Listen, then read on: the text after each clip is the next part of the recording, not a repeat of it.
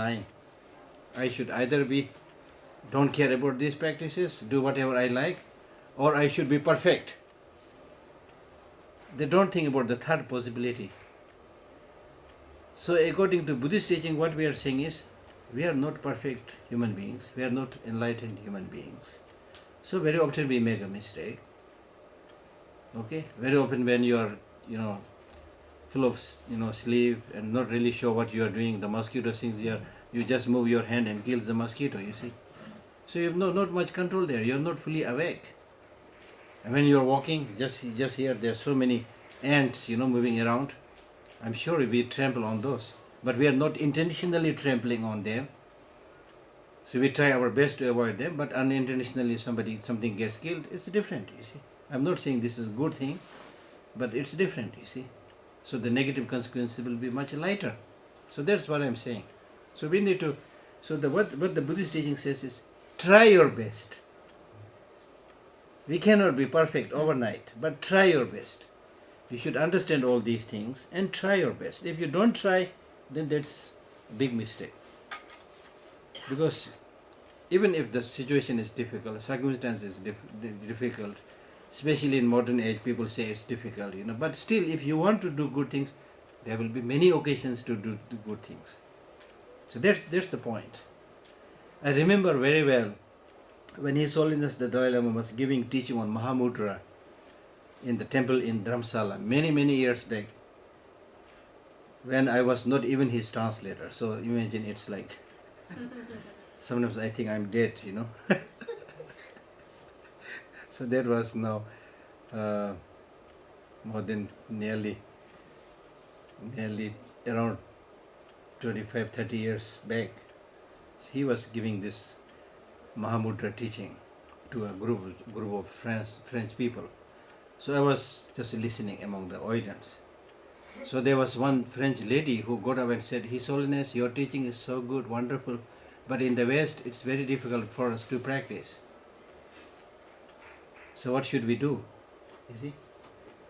Then His Holiness said, it is up to you whether you want to do religious practice or not. So that was a little bit, almost like blunt, a little bit, you see. But then he clarified it. His point was correct. He said, it's up to you whether you want to do religious practice or not. Nobody is forcing you. If you do want to do religious practice, you will find time. Like, look at the football players, they find time. Look at the musicians, they find time. There are so many hobbies people do, they find time. But when it comes to doing some spiritual practice, dharma practice, people say, oh, it's so good, but I don't think I'll find time. So by saying that, they're actually saying, I'm not so interested. They are saying, I'm not so interested, you see. So if you have that zeal, that interest, that fervor, you will always find time. Always find time. Like now you're finding time here, you see. So you will find time. So that's the thing. So we need to see the importance of such a spiritual practice. How important it is in terms of your physical health, in terms of your mental health, in terms of not wasting your money, and so forth. The implication of this spiritual practice is so wide-ranging. It's almost like talking about bringing about a total revolution in your way of life. So that is not easy. That's challenging. But the effect will be so strong and so visible that you will realize it if you practice it, you see. So that's the thing. I have a question. Yeah. Often we need to plan for the future. Yeah. To choose a job, choose between a few careers, and we have to think about the future and imagine how things will be and start imagining things and maybe being stuck in the future and not being able to be in the present and get lost between all the choices. So I was wondering if there is a good way to plan for the future without losing the present moment. Everything is possible. The mind can think about so many things. Okay? So to plan and think about the future does not mean to say that you don't enjoy the present moment. In fact, if you are happy with the present moment, you can think better. If your present life is disturbed, if your present mind is disturbed, how can you plan for the future? And planning for the future, according to Buddhism, is of course very important. So in Buddhism, we are not talking about planning for 5 years or 10 years. In ordinary world, we say, 5-year plan, 10-year plan. It's a big plan. But according to Buddhism, we plan for many lives to come. That's what we are talking here, you see. So planning for the 5 years or 10 years or many lives to come does not mean simply thinking, But it means you do right now. That is planning in action. This planning in action. If you start reducing the negative emotions right now, that's the best practice for the future, best planning for the future, because the future will take care of itself. You don't have to worry about the future. If you take care of the present situation, change your attitude, change your thinking, make yourself physically healthy, mentally healthy, future will take care of itself. Like for example, if you want a good future, study now. For example, if you are a young student, study now, work hard, study hard. It will be sure. And in majority of the cases, they will get a good job, things like that. But if you just think on planning the future, I'll do this, I'll do that, but not working now, you're not going to get anything. So therefore, there is a very beautiful statement or saying which says that you judge yourself by thinking what you can do. You judge yourself by what you can do. You're not doing, but you can do. I can do this, I can do this, I can do that. You're very happy about that. I can do this. You're not doing anything. So you judge yourself by what you can do. But other people judge you what you have done. They have no idea what thinking is going on in your mind. They will judge you what you have done, what you are doing right now. So therefore, it's not just thinking, but thinking in action, which will take care of the future perfectly. So there's no point just getting stuck in the future, you see. I'll tell you this story, which is a very common story. You might have heard about it. There's the story of a young lady, a milk seller. No, not young lady, young man who was selling milk. So when he was going somewhere with this pot of milk on his head, he was in big dream that I will sell this milk. And then by some hens, they will produce a lot of eggs. I will also sell those.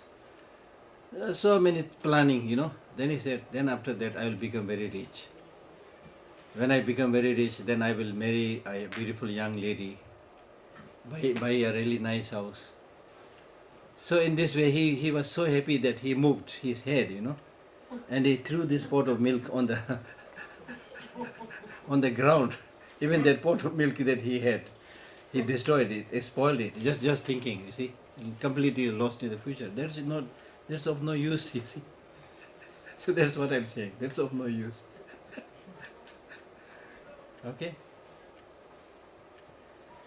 Any questions?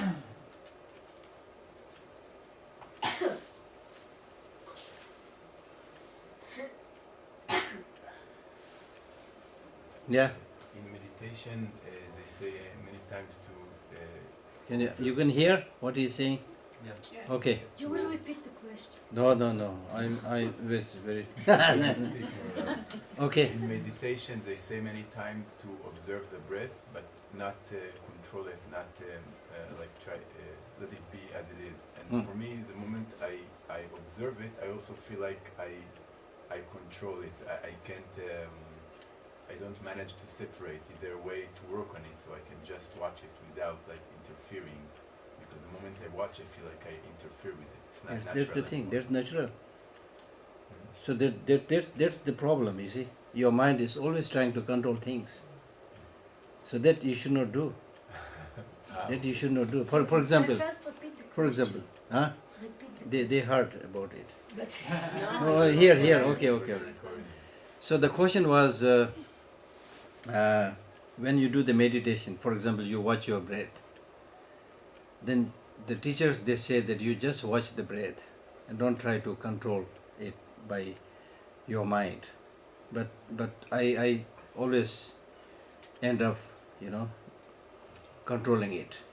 So what should I do? So I was saying that don't try to control it, but your mind will always be there, trying to control it, trying to, disturb it. So therefore, the sixth Dalai Lama,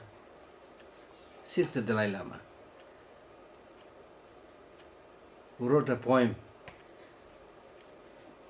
called The Love Songs of the Sixth Dalai Lama. You won't believe it. He was a very... Love the sixth Dalai Lama. It's yeah. my favorite. Yeah. So he has a very rebellious mind, probably revolutionary mind. So anyway, so he wrote this poem. So in one of this poem, now many people say this looks like ordinary love song or love poem, but it's a very high tantric teaching. And recently I saw a whole book wrote by a scholar in Tibet as a commentary to this poems. So one of these poems he says, the very great thing with these poems is they're so easy to understand. And in one of these poems he says that the face of my teacher or Lama, which I meditate, doesn't come in my mind. The face of my girlfriend, which I don't meditate, always come in my mind. So that's the thing. The mind is rebellious, you see. If you say don't control, it will try to control. If you say don't get distracted, you get distracted. You see, 100,000 things come in the mind. If I say, okay, you just reflect and meditate on the image of the Buddha, and don't allow anything come there, just the image of the Buddha, then it will be very difficult for the mind to get the image of the Buddha's face, but 100,000 things will come. You're picnicking with somewhere, you're traveling in the shop, you're visiting and talking a friend, everything will come. You see. But if you continuously make effort, saying that, oh, this is not I want, no, not you this time, I'm simply meditating on the face of the Buddha, then gradually the mind will be able to come and abide on the chosen object. So there's this. It needs practice. Yeah.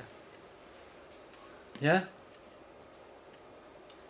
I found a confusion between compassion and forgiveness. Like when you talk about the Tibetan attitude towards the Chinese, we talk about compassion and not forgiveness. No, we are talking about forgiveness also. When we talk about compassion, it doesn't mean that we are not talking about forgiveness. We talk about forgiveness also. So, forgive, but don't forget. That's the rule of the game. It's a very Forgive. popular sentence in Israel. What? It's a very popular sentence here in Israel. Okay, very good. You know what? Forgive and don't forget. But in a different sense, probably. Yes. But according to us, we say, forgive but don't forget. Does not mean that you remember his wrongdoing and get angry. Not in that sense. But simply remember wrongdoing, as not good, as not healthy, so that you never, do that by yourself. And even the wrongdoing by the other people is wrongdoing. So recognize wrongdoing as wrongdoing. But that does not mean to say that you hatch ill will and try to revenge. Not in that sense. So there is another English expression which says, forgive but remember the names.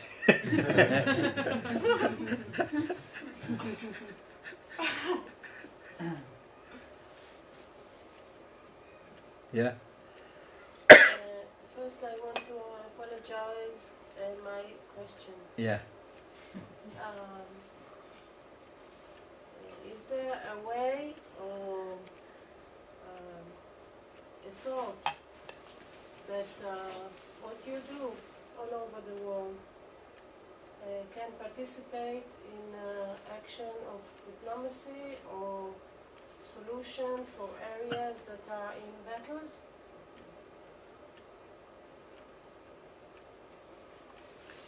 As I said earlier, I'm like sorry. no, that's fine. You can ask any question. Repeat the question. So, Maybe, so she was saying something like, when you travel around the world and giving talks and teachings, can you also influence the diplomacy? yes, or even take a real part in it. Real part in it. In a negotiation. Negotiation, yeah, true. But in the case of the Tibetan people, because we have as much as possible spreading this message of love, affection, the need to have dialogue, the need to have negotiation, things like that. We have been doing this all over the world. In other words, wherever it's possible. But we are refuge, number one. Number two, who is going to pay attention to, like particularly people like us? Okay? Who is going to pay attention to us? Who is Geshe Lhakdor? Nobody knows me, you see. So therefore there are certain things which you want to do but you cannot do because of the situation. Okay? Like even in the case of His Holiness Dalai Lama, I told you when this problem happened in Iraq, when people ask similar kind of question, that why you are not doing anything there kind of question, you see. Then His Holiness said, what can I do? Because now people are already on both the sides. People are in high temper. They are ready to kill each other and not ready to listen to anybody. So what can you do? You see? And even if you make a statement, they will say, who is this Dalai Lama? You see? We should banish him. There are people who say things like that, you see. When this problem in Rohingya in Burma, Rohingya, not Rwanda, Rohingya in Burma, Burmese, yeah, between the Muslims and the Buddhists. Yes.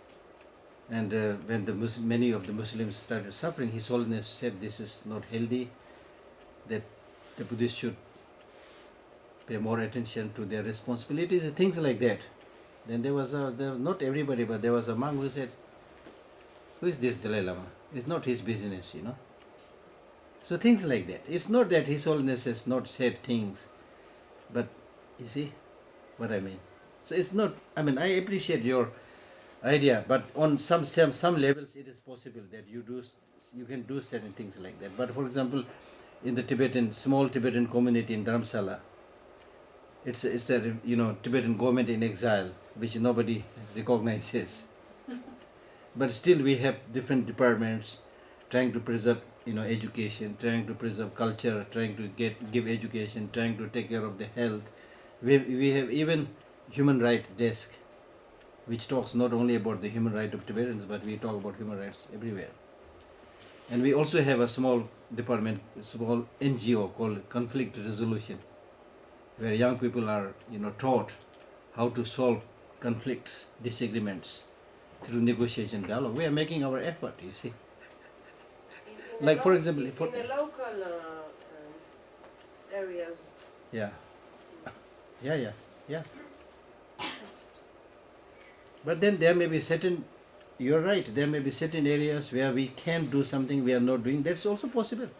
I accept that, you see.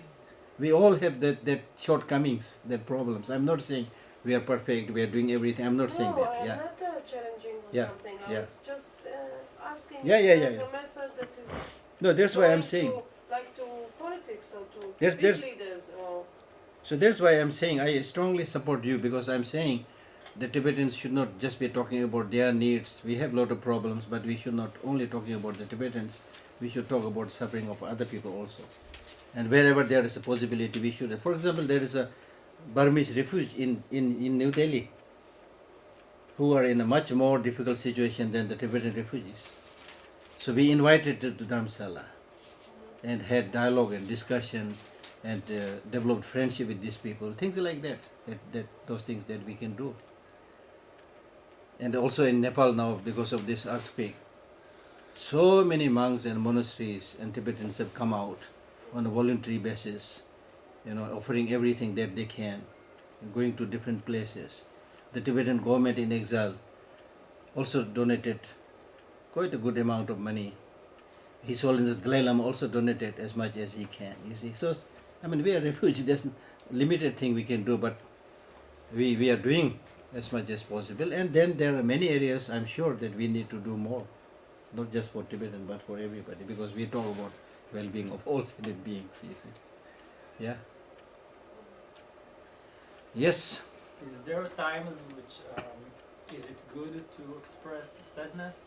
In modern psychology, they talk a lot about a spectrum of feelings, and when you ignore feelings like sadness, then you will also ignore happiness. Sadness and all these things comes because in the modern world, we are too individualistic.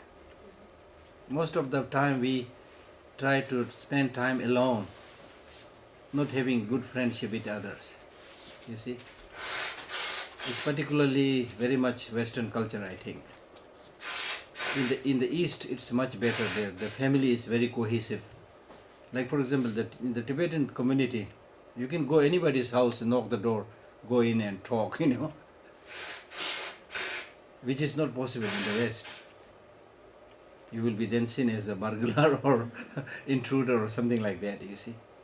So therefore, because when you have this very close human communication and link, and those of you who visited Dharamsala, you will know that the Tibetans were everywhere. They are sipping, the monks were sitting in the coffee house, sipping coffee and tea and talking, and so they are always with other people, you see. So when they are always in touch with other people, whenever they have some problem, there are a lot of people coming to help them, to whom you can express your problem, difficulty, sadness, you see. That's the thing. But when you don't have this in your regular life, then suddenly you get, some problem, then whom to express that? Okay? So that's the thing. Then things like anger, for example. If you are very angry, sometimes it's better to express it, but not maintaining hatred. Just get angry and whatever you want to do. And not killing, but do something. And then after that you can say, oh, I was very angry, sorry, finish. Then the matter is settled. But if you don't express it and, keep it here deep down and then maintain that hatred and enmity, disliking, and then maintain that tension, then that is source of not only mental problem but physical illnesses also. And the most important thing is don't try to keep everything hiding in the mind. Okay? And that you can do by thinking, by realizing that it's not good for me. Then it vanishes, you see. Like for example, I'll give you an example. Let us say we have been friends, very close friends for the last 30 years. Okay? But this morning, during the breakfast, we had a little bit of verbal fighting for 5 minutes. And because of this verbal fighting, we become very upset and angry towards each other. And then we started not to talk to each other. Because you're very upset, angry, I was very angry and upset. Now you can see the situation. After you have done this, now you judge. That's why I was saying that it's important to judge things. Now you see the situation. You are able to remember that 5 minutes verbal fight. You're able to remember that. And then you got separated. But you could not remember that 30 years of long friendship. You see, this is our mental attitude. So if you are able to remember that 30 years of long friendship, then that is much, much powerful than this 5 minutes fight. So if you are able to remember that, and then if you have the courage to go to your friend and say, sorry, I'm extremely sorry. If you want to cry, and say, I'm very sorry. We've been such a wonderful friend for the last 30 years. So this morning, unfortunately, this happened. So it may be your mistake, my mistake, but please forgive me. You hug him, cry, The matter is over. Your friendship will become stronger. But how many of us can do that? And how much the society will allow us to do that? If you do that, people might say, it may be his mistake. That's why he is going there for forgiveness. That's our tendency. See? So what I'm saying is, when you make a mistake, you should have the courage to acknowledge that. Or if I do that. I myself practice that in Dharamsala because of the Buddhist teaching. Slowly you're able to do some practice, not much. Some practice. So sometimes like I look after 60 staffs. Okay? So they're all very good. But sometimes if somebody is, because of this reason, that reason, very upset and comes to my office very unhappy or angry, then you can do many things. One is when you saw that person very angry, then instead of yourself becoming angry, you should say, I'm very busy right now, please come later. Politely you should say, I'm very busy right now, please come later. So this fellow will go.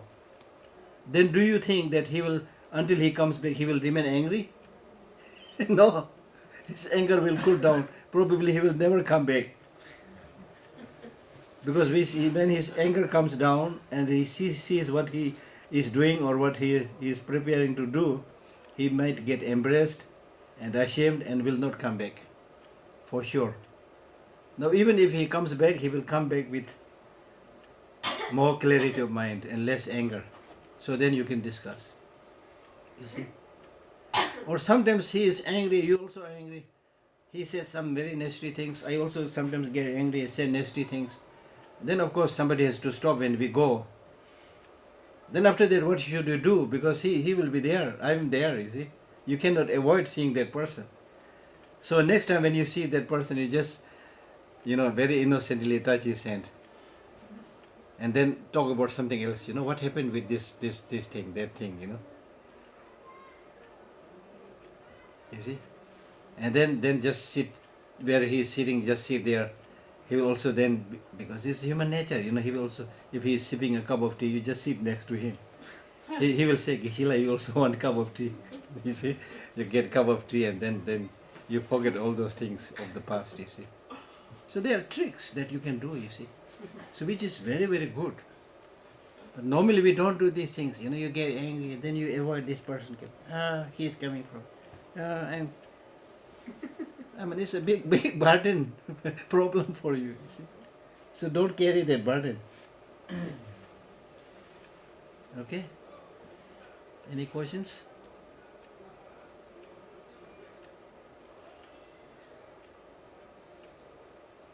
I was wondering about meditation.